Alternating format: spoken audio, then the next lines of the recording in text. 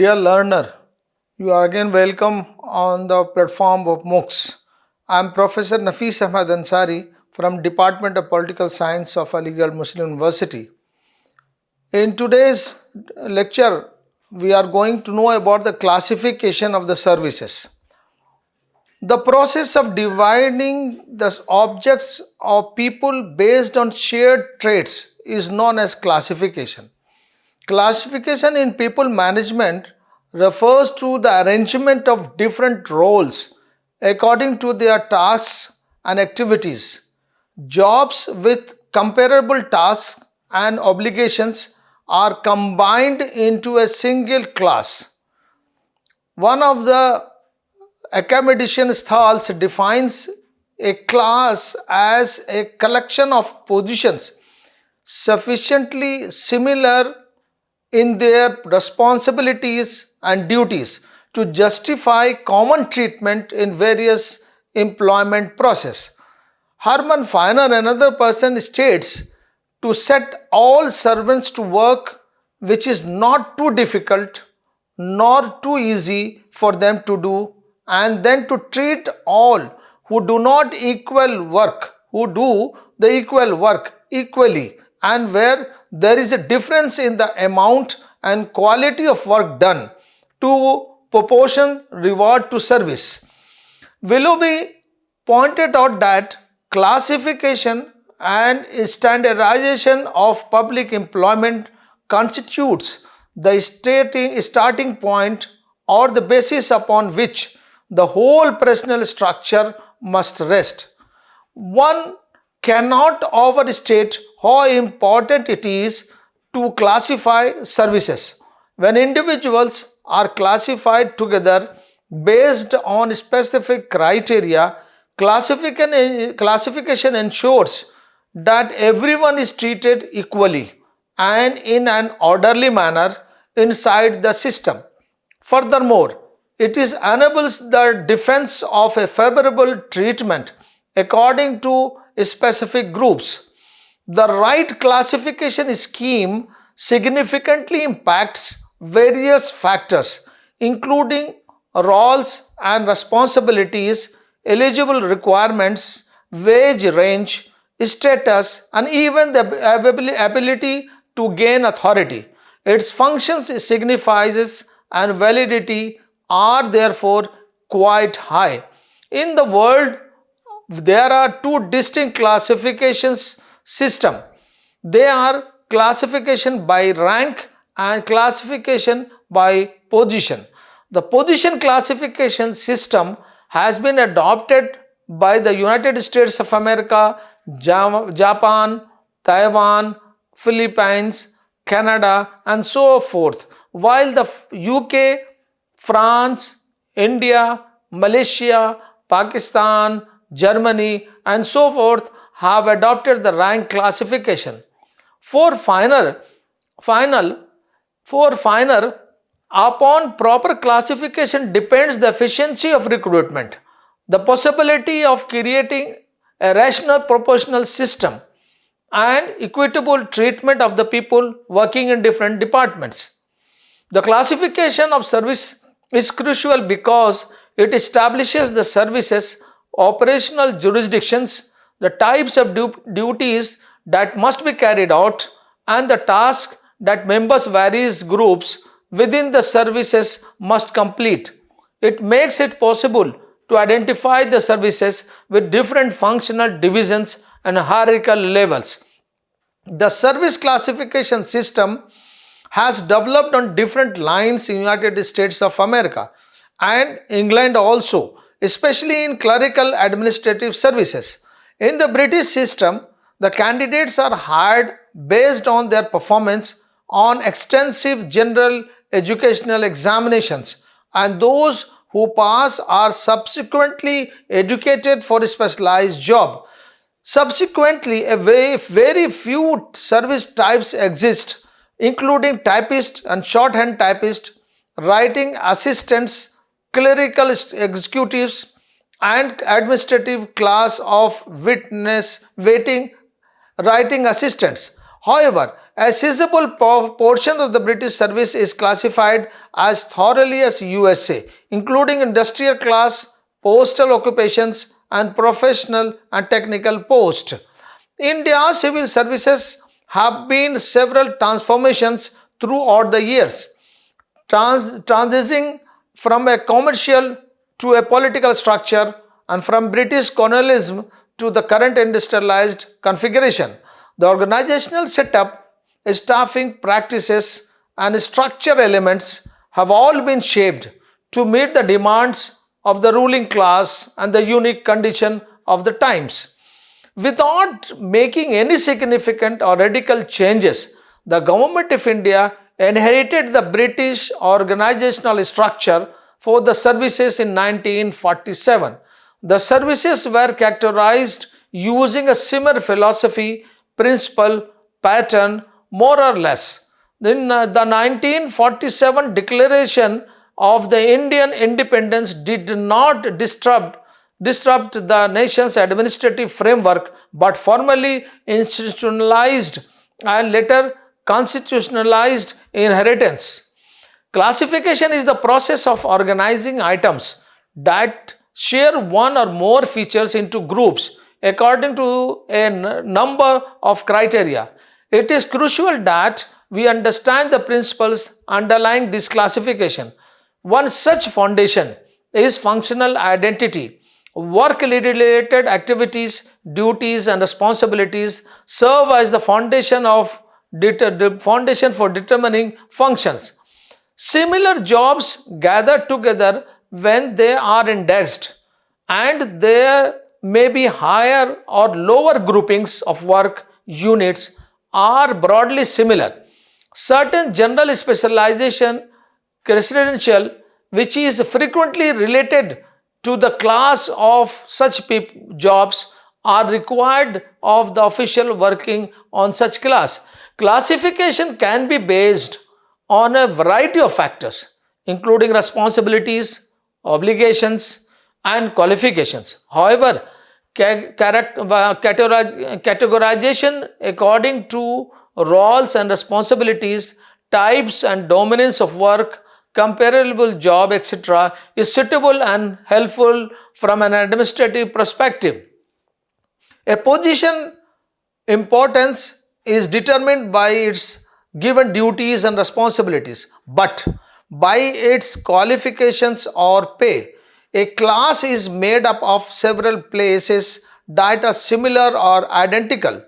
The compensation scale and certification requirements for promotions within a class are the same. In India, the classes are further divided into large occupational categories known as services, which include central and state services, all India services, and so on. Classification of services in India during the pre-independence period. India's civil services were characterized according to the British model as a result of British rule. Throughout the British era, the system for classifying services also saw numerous modifications. Let us now discuss briefly the classification services in the pre-independence period. Classification of services into covenanted and uncovenanted. Until the end of 19th century, Europeans made up most of the workforce in India's higher services, referred to as a covenanted services. Covenants with the company by which they bound themselves not to trade, not to receive presents, to subscribe for pensions, and so forth. We required of the government servants' appointment in England on duty in India. During its early years, and especially after 1781, the East India Company maintained the principle of reserving all civil servants in India for the English public officers who had filled their covenant.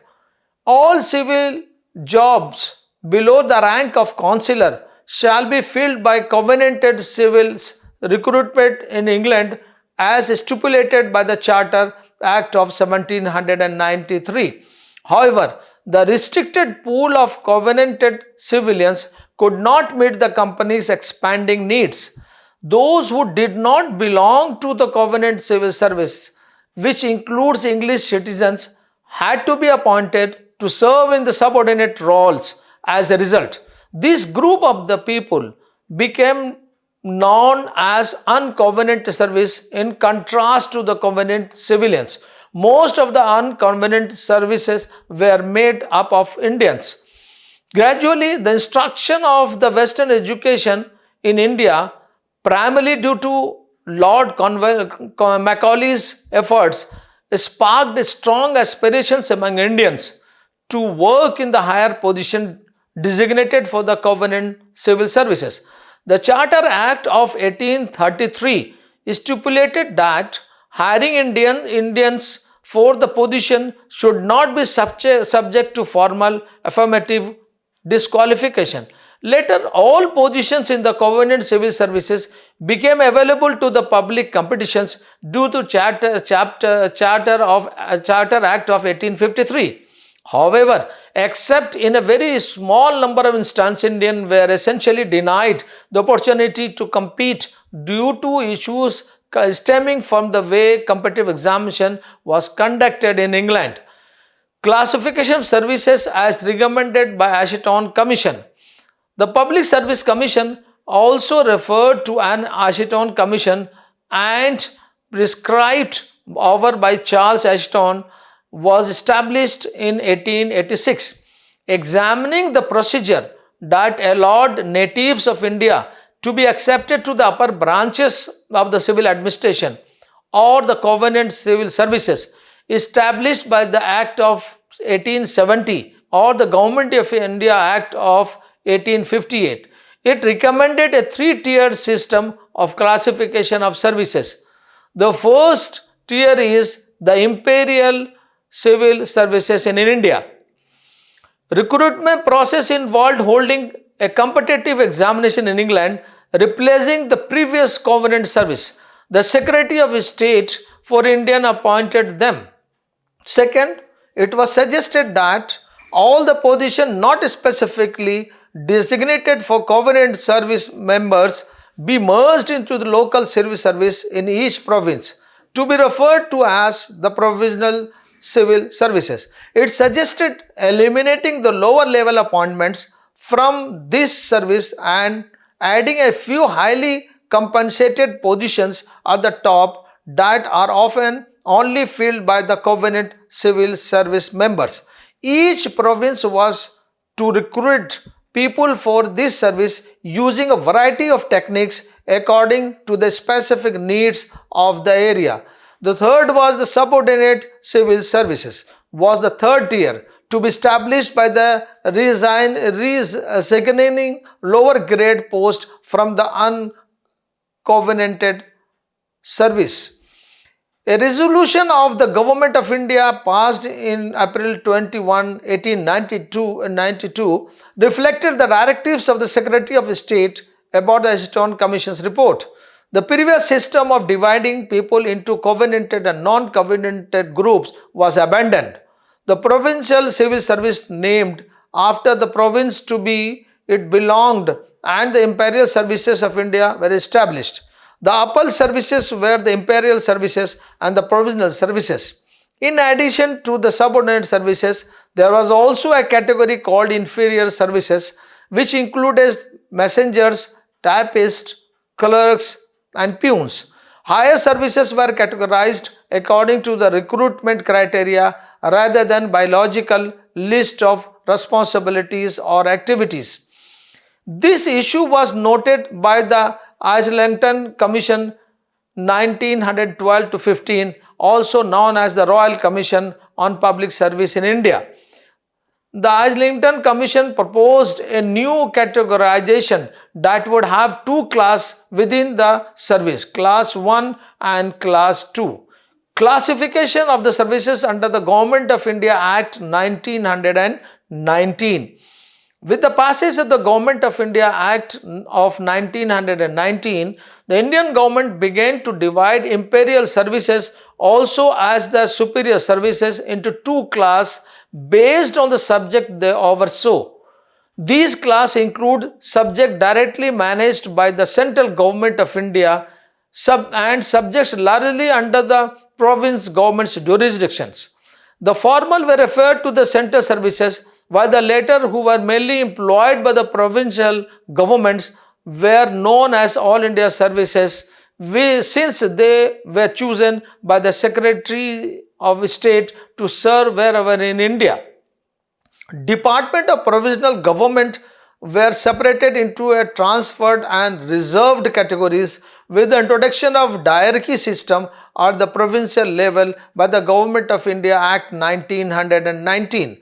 The Secretary of State framed, determined and guaranteed the basic condition of services of all these services. In effect, they were the Secretary of State Services with the right of deployment ultimately vested in the Superior Authority of London. The Civil Services Classification, Control and Appeal Rules made in 1930 indicate that the public service in India were categorized into number 1, All India Services, number 2, Central Services Class 1, number 3, Central Services Class 2, number 4, Provisional Services, number 5, the Specialized Services, and 6, the Subordinate Services. The provisional government were in charge of provisional services out of all of them. The specialized services covered some of the technical professional including engineering, Class 1 and Class 2, subordinate service, and the inferior services were divided of the central services. The primary difference between the Class 1 and Class 2 services at the time was that all the initial appointments for the former were made by the Governor General in Council, whereas a lesser authority had been right to appoint people to the Class 2 positions. The gazetted status was often enjoyed by Class 1 and Class 2 officers, although subordinate and inferior officers were not granted this status. Remark. Classification of civil services after independence. After independence, the civil services were divided into 3 categories. All India Services, which was shared by the central government and the state government. Central Services, which was exclusively for the central subject, and the state services, which were for the administration of the topics under the state control.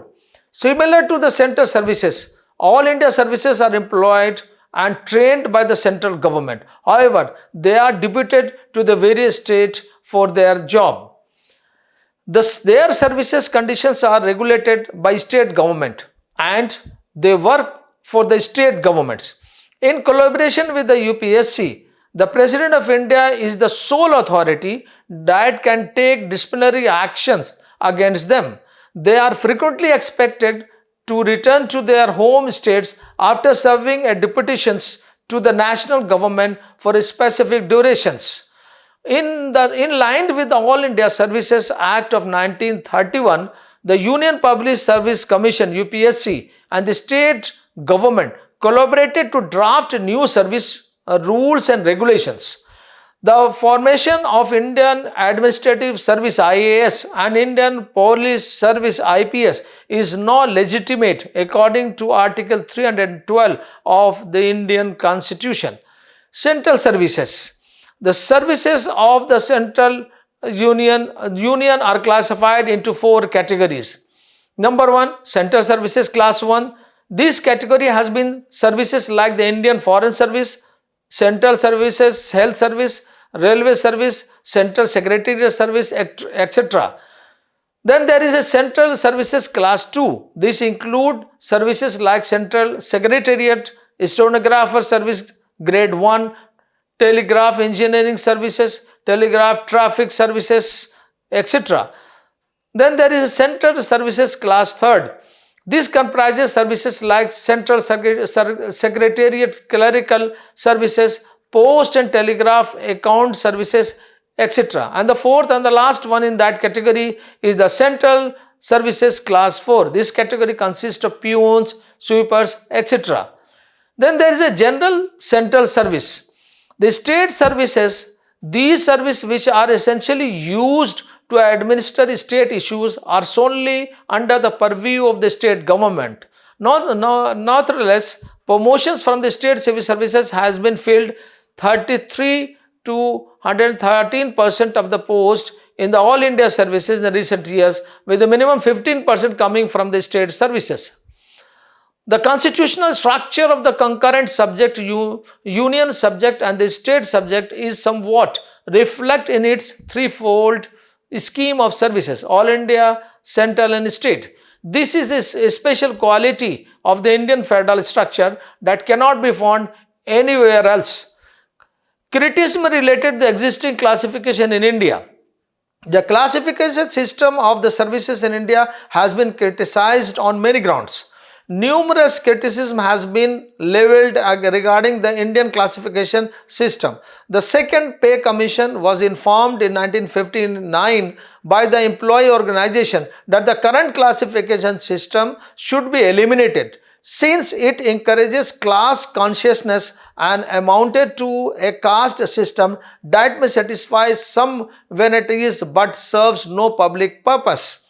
The Second Pay Commission states the lines of division run horizontally across the service, resulting in a grouping of services and posts on a non-departmental and non-occupational basis.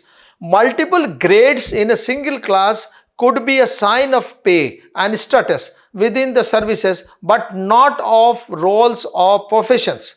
There is a constant overlap in the pay criteria for the services and posts between two separate classes. Therefore, the numerical number in the classification class 1, 2, 3 and 4 is merely a convenience. Neither the order grouping of services nor the use of system as a personal management tool were envisioned or designed into the system. A sizable workforce is required to verify and compute the various pay and benefit provisions. Therefore, there is a strong evidence to support revising the system in accordance with the classification scheme for all government employees. Recommendation of the Second Pay Commission. It was suggested that the central services be recognized into a unified civil service, citing the elimination of departmental bases and provisions of the workforce trained to be tasks performed by the relevant departments and agencies into the central administration. The Administrative Reform Commission pointed out some of the defects in the classificatory grading structure, which are as follows. The healthy principle of equally pay for equal efforts cannot be achieved without carefully assessing the work content of employment at particular levels and matching pay scales accordingly. Employees' morale suffers when this guideline is not followed, and the administrative expenses rises as a result. Second, it is said that it is challenging to implement a career development programs centered on the identification, cultivation and planned use of talent in the absence of reasonable compensation structure that might account for varying degrees of work and responsibilities. The presence of many pay scales for distinct groups does not promote a logical system of a compensation linked to a job content or make it easier to choose employees from various service for higher positions. Recommendation by Administrative Reforms Commission ARC. The postings in the public service ought to be graded so that all positions that require comparable training, challenges and responsibilities put together in the same grade. This grade could not totally anywhere from 20 to 25. It's possible to analyze all class 1 positions and allocate them to a, let's say, 9 standard pay scale, 3 levels, juniors, middle and senior, which can be distinguished among these 9 grades or pay scales. An established class 1 service officers should advance among the grades within each level based on their demonstrated performance. Promotions through selections should occur for both middle and senior level promotions from the junior levels. It is imperative that the Department of Personnel conduct thorough investigations to ascertain appropriate grades and positions for them. In concluding this lecture, the concept of the classification of the services in administration plays a significant role in ensuring effective and efficient delivery of services to the public. Services can be organized and categorized through classification based on their characteristics and requirements, allowing for better resources management allocations.